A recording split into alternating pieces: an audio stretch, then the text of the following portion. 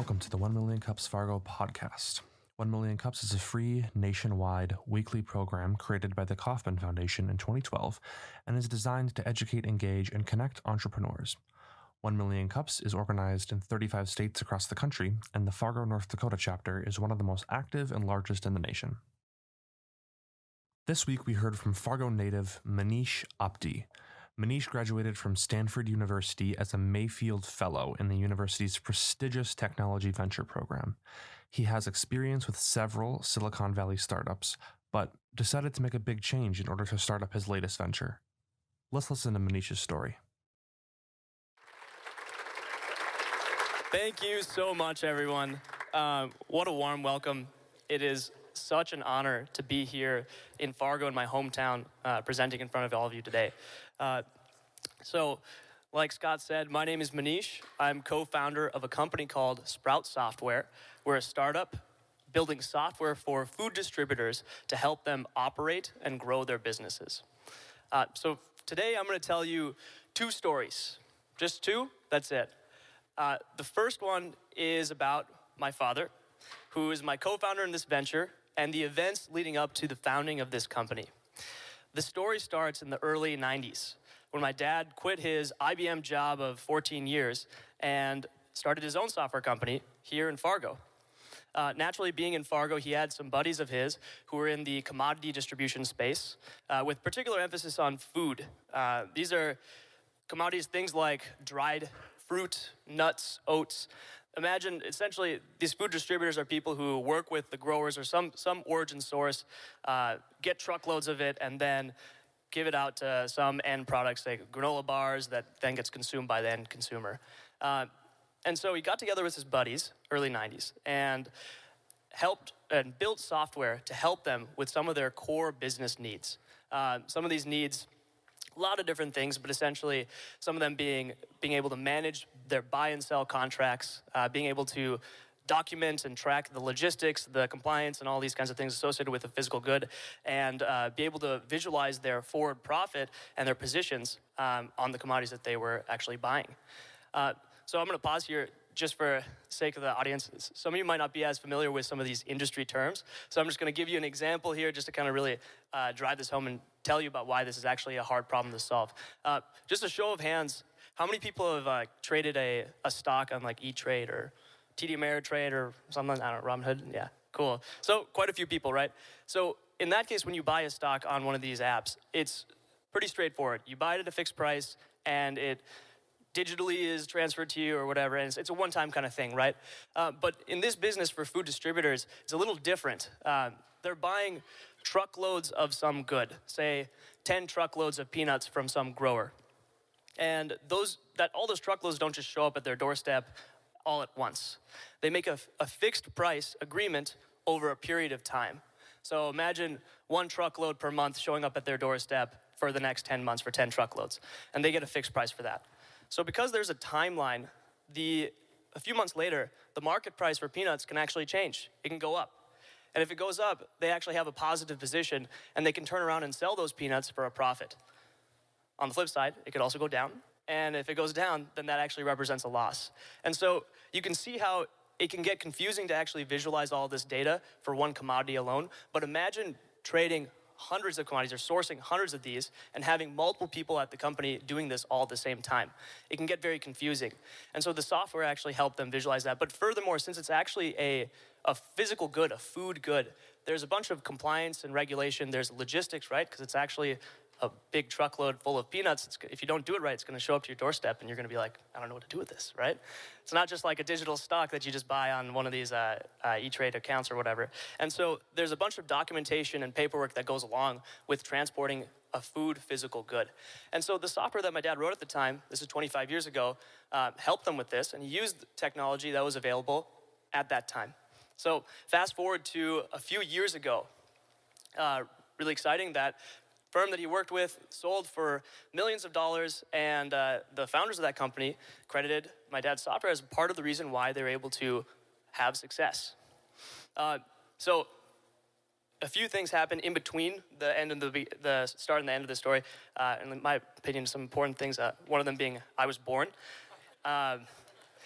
And so I was born here in Fargo, went to Davies High School, went to Stanford, had the opportunity to go to Stanford, studied computer science, have held multiple software jobs at startups in Silicon Valley, and have deep expertise in modern software technology. And so at the end of last year, I quit my job, and I wanted to start my own company, kind of similar to what my dad did back in the 90s. And so when I was riffing on ideas with my dad, we realized that fast forward 25 years later, the problems for food distributors are still very painfully felt. The problems that he solved 25 years ago, a lot of people still feel those problems. But furthermore, what's more kind of interesting is that the software that they use kind of looks and feels similar to the stuff that my dad wrote 25 years ago. This is clearly an industry that hasn't caught up to the modern software technologies that everyone's familiar with today, that they see on their phone. And so we thought that there is an opportunity. And that kind of brings me to the second story that I'd like to tell you guys about, which is what we view as a great opportunity to bring modern software technology to food distributors to help them operate and grow their businesses and truly bring this industry into the 21st century. So I'll give you an example based on the status quo of some of the tooling that that current food distributors use. They're super expensive, takes hundreds of thousands of dollars just to get up and running.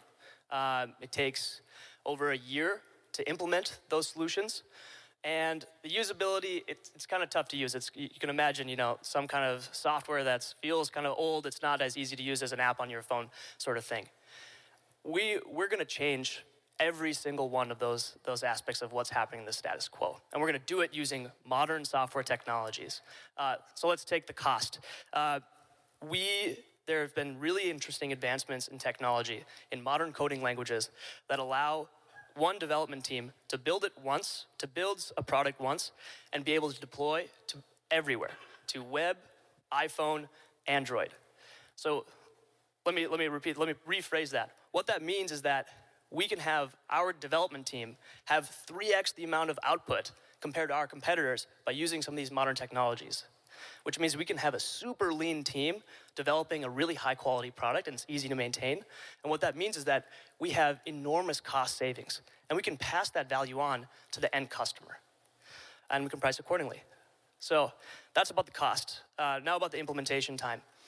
We're building a truly cloud-native, ground-up solution, and we're using some recent advancements in database architecture, which allows us to actually have no customization needed when we get a new user, a new client, a new firm on our platform. It's as easy as essentially creating an account on Amazon. So in stark contrast to the current players that need a year's worth of time to actually implement some kind of custom solution with a custom database schema and whatnot. And so we're changing that. And furthermore, the usability. Since we're using modern technologies, it'll look and feel like apps that you currently use on your phone. So we're getting as you can tell, we're getting pretty excited about the opportunity that we have in front of us. And we're very excited to be on this path and this journey. And so in closing, I just want to say I'm so grateful to this community for having us today. 1 Million Cups actually has a really special place in my heart. I actually used to intern for Emerging Prairie. I used to be one of the students who used to support the entrepreneurs on this stage. And it's an amazing feeling to be on the other end of that. I want to thank this community so much for being a part of my journey up until this point, and thank everyone for coming today to be a part of this new journey. Thank you so much, everyone.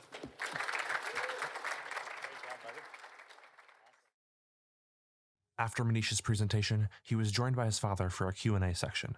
This week's Q&A was hosted by Scott Meyer, the Osmond Executive Director of Entrepreneurship at North Dakota State University. Let's listen in.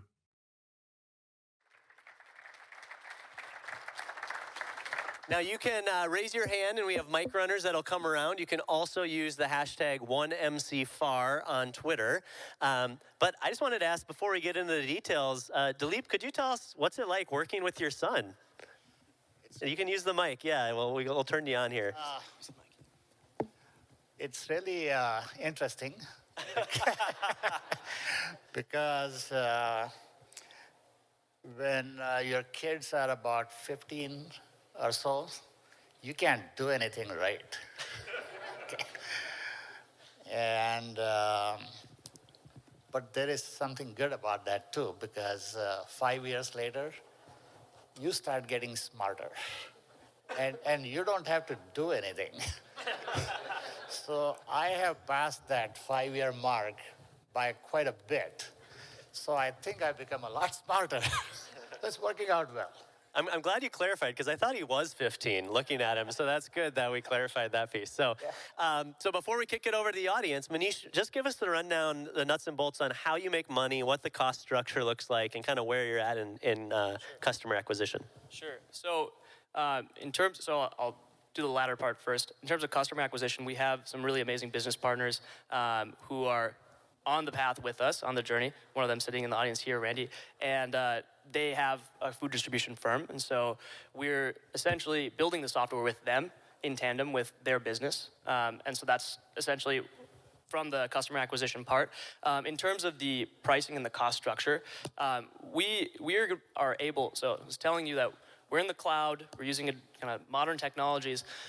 This allows us to actually have a revolutionary new kind of business model, a freemium business model. So you might be familiar, a lot of people are probably familiar with this model.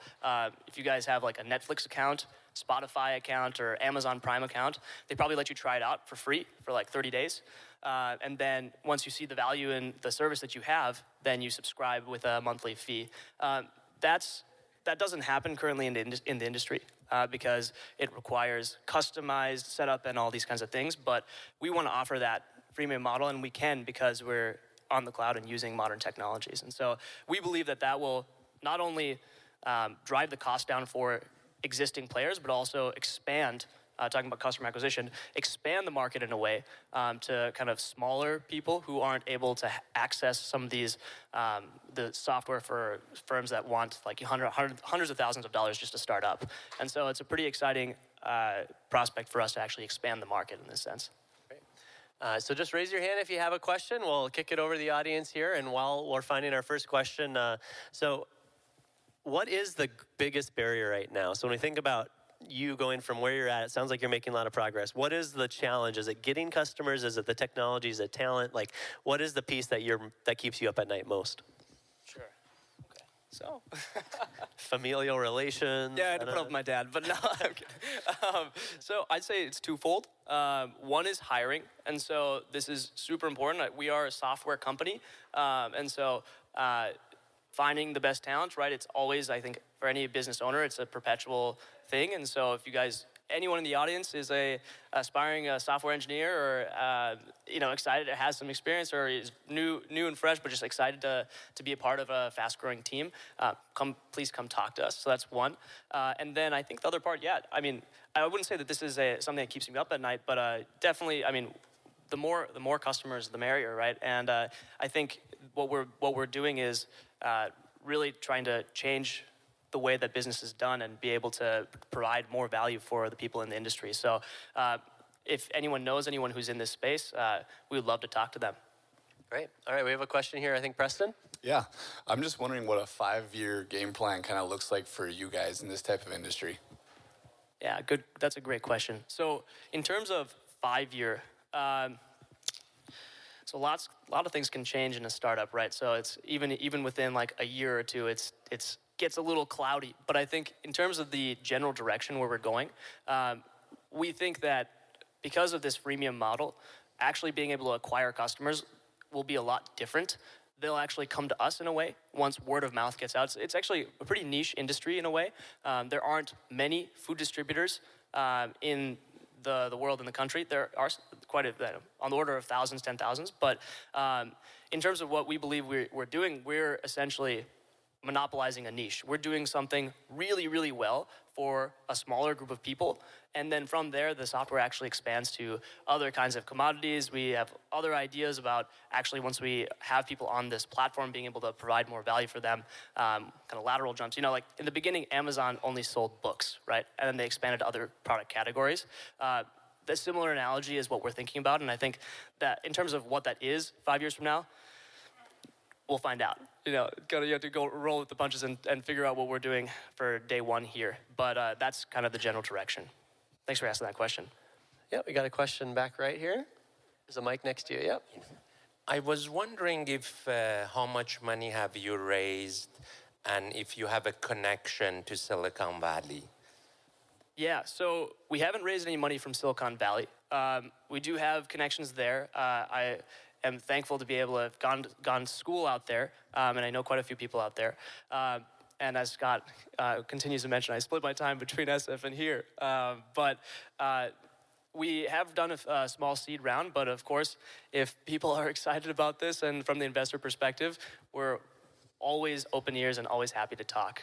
Sounds great. Well, let me just jump on that question. I think the gentleman has a small startup, right? We're really glad you're here. He'll be a part of an announcement later this morning, but he helps startups by providing acceleration, right? And I'm curious, you've been at Stanford, you've had different experiences, and to leap, you started a company 25 years ago. So I'm curious, what do you think is here now, either in North Dakota or in California, that's helped the most? Like, what should we really be thinking about? We meet someone like you.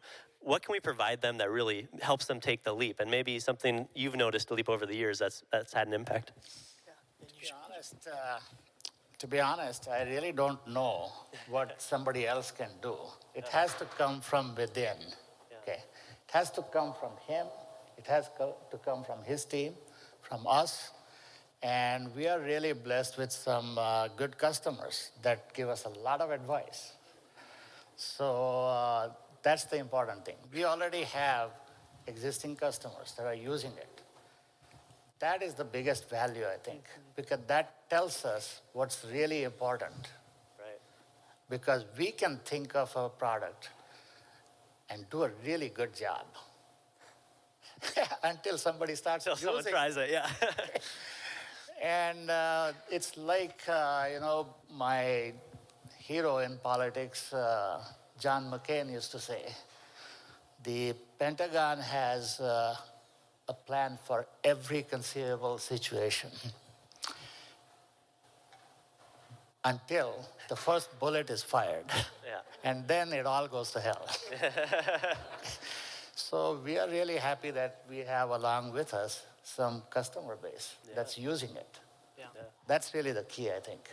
And to kind of add on to that, I think the idea, so what my dad's saying is exactly right. The idea that you have people in the beginning who believe in you.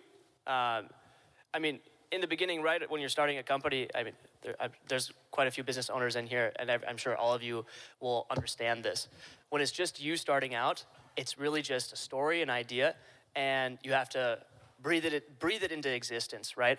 And the people that are along the way that you meet, there are a lot of people who kind of say, oh, it seems cool, yeah, but it's not for me, sort of thing. They get a lot of no's. But those few people who really believe in you in the beginning are the people who are actually part of the reason why you're able to actually iterate and actually find something that you're going to be able to build and provide value. And I think what's cool about this platform here, 1 Million Cups, Emerging Prairie, is that they, at least for me personally, throughout my life, they've always been the first believer, right? Like, Emerging Prairie gave me an internship before I had any internships, right? It's kind of one of those chicken and egg problems where no one wants to give you a job because you don't have any experience. But then how do you get experience if you don't have a job, So it's kind of one of those things. It's really too bad your father didn't hire you, He had to wait till someone else did really before he trusted you, yeah. No, I would like to make a comment on that. Okay. I think the best place for somebody to get good experience is somewhere else, not in your own business. Yeah. Because otherwise you're always the boss's kid. Yeah. Doesn't work, in my opinion. Yeah, no, that's great. Well, That's what they told me when I interviewed. But. yeah, that's right. That's the excuse. So you can tweet in your questions, #1MCFAR. We did have someone who was worried about you needing a seed round to get some socks. And so that was one thing that somebody had asked about. But you mentioned customers being so important and people giving you feedback. So what can we do in this audience to get you customers maybe in this region? Like, what would be an ideal customer?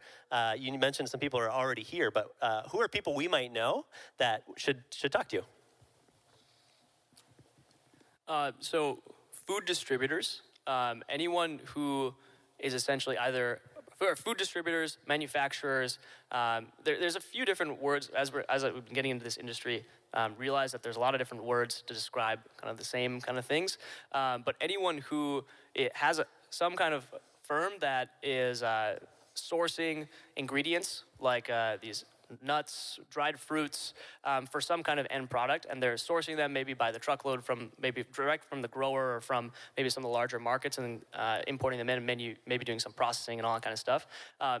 Any one of those people who have those firms are people we would love to talk to and build relationships with and learn from and see if this product is a fit for them. Great. Basically, anybody that thinks in their own business when they are buying quite a few things, selling quite a few things, and have trouble matching the purchases with sales and keeping track of what's the profitability month by month by month, they should give us a call. Okay. I think I know some people like that. Other questions, go ahead and raise your hand or tweet in your question with hashtag 1MCFAR. See if we have any others before I dominate the stage here. We got one up front here.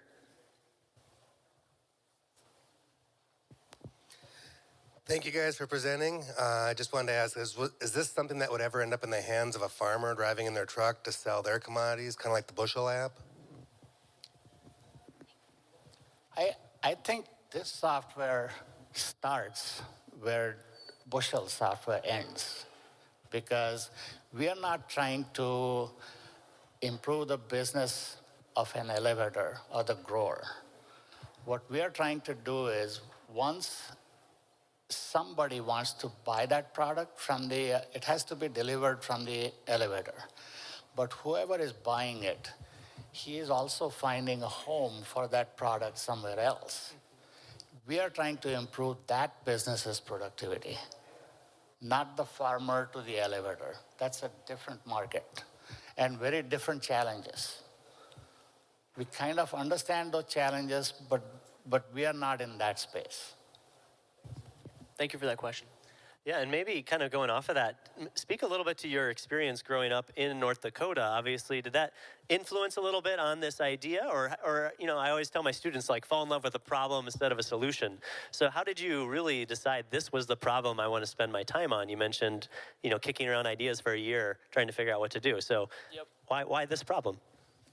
I think it's definitely part of the roots of where I'm from. Obviously, you know, the story I told about my dad being here as well. And having that, just being within the proximity of people who have these problems and really learning about their needs and being in a position to solve those problems is also really an incredible feeling. And so when I was thinking about, you know, something to be able to start and actually get a product out with people and actually have them start using it, this kind of seemed like a combination of everything that I was looking for, in the sense that we have such deep industry expertise and knowledge and about the pain points that food distributors are facing, but also on the flip side, we're also in a unique position to be able to actually help them and use modern software technologies to actually provide a lot of value. Great. Yeah. You know, what he said makes a lot of sense for him and his generation that grew up here. Okay. I'm going to give you a little different perspective on how do you decide what product and why this. At least myself, I don't think about, okay, I'm going to start a business and what am I going to do? Because that's only an idea in my own mind. Until I find somebody who says it is a problem that needs to be fixed, I don't believe it. So I think, in my opinion, if you can't find somebody that can identify a problem that you can fix, you're just a giant in your own mind. But that's me. Yeah. So I anyway. think I'll play that to every student I teach. I think that's really important. I think we have one more question here from Barb, and then I'll wrap it up. So I see this is really egg focused. Is there energy applications that you can also do with different fields of energy in all forms, solar, gas, oil, all that kind of thing? No, we are not in that space. Simple. Appreciate the question. We would we would like to be excellent at something, one thing. Books Start first, with. then everything else later. Yeah, but maybe Ray, you could help find someone, right? So you can do that. Okay, Ray's the guy to talk to. So, the final question we always ask for all of our speakers is, how can this community help you take Sprout Software forward? What can the Fargo Moorhead 1 Million Cups community do to help?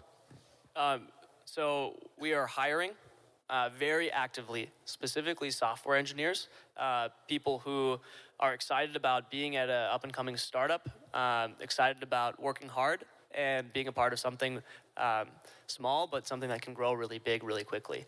And so if you know anyone, they can be in school still, about to graduate, or they could have years of experience. We're looking for anyone and everyone who's curious and excited, fast learner, to be hired on our team. And so that's one. And then also, I guess, on the customer side, we're always excited to talk to new prospective customers, food distributors, people who are potential clients of our product. That only helps us make a better product. It only helps us fuel the business and continue to grow. Right.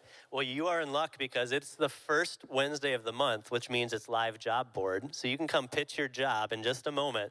But first, let's give Dilip and Maneesh a huge round of applause for sharing their idea and coming home. Yeah. Thank you so much. That's it for this week's 1 Million Cups Fargo. Thanks for listening. 1 Million Cups Fargo is powered by Emerging Prairie, an organization dedicated to connecting and celebrating the entrepreneurial ecosystem. We'd also like to thank the following sponsors for their support: Midco, the Fargo Moorhead CVB, the FM Area Foundation, the City of Fargo, Pro Resources, and the Kilborn Group. A special thank you to North Dakota State University's The Nice Center for this week's audio. See you next time.